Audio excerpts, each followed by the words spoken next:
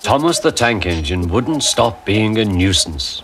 Night after night he kept the other engines awake. I'm tired of pushing coaches. I want to see the world. The other engines didn't take much notice, for Thomas was a little engine with a long tongue.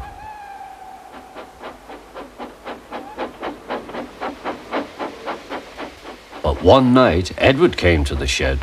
He was a kind little engine and felt sorry for Thomas. I've got some freight cars to take home tomorrow. If you take them instead of me, I'll push coaches in the yard. Thank you, said Thomas. That will be nice.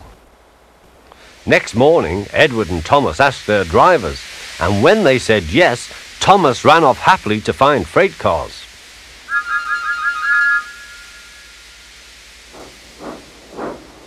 Now the freight cars are silly and noisy.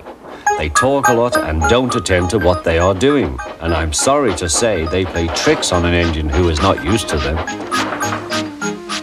Edward knew all about freight cars. He warned Thomas to be careful, but Thomas was too excited to listen.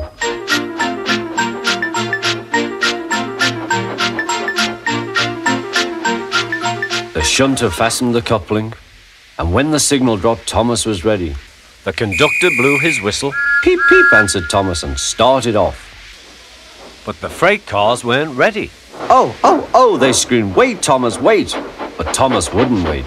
Come on, he puffed. All right, don't fuss. All right, don't fuss, grumbled the cars.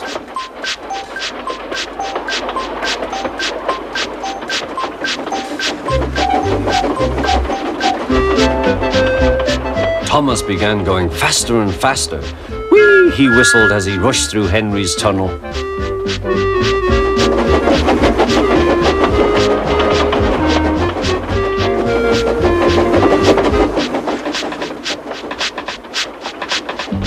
Hurry, hurry, called Thomas. He was feeling very proud of himself. But the cars grew crosser and crosser.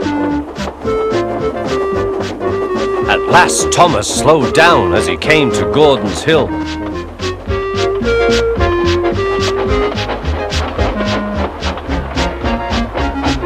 Look out for the train.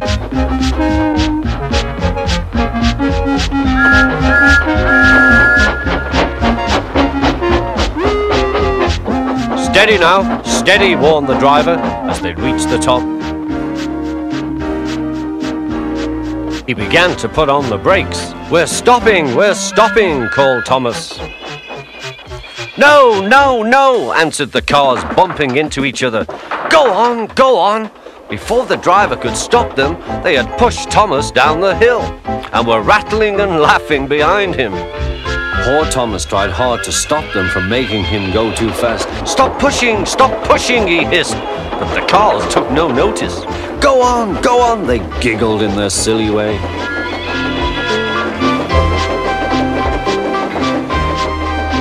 There's the station. Oh dear, what shall I do? He cried.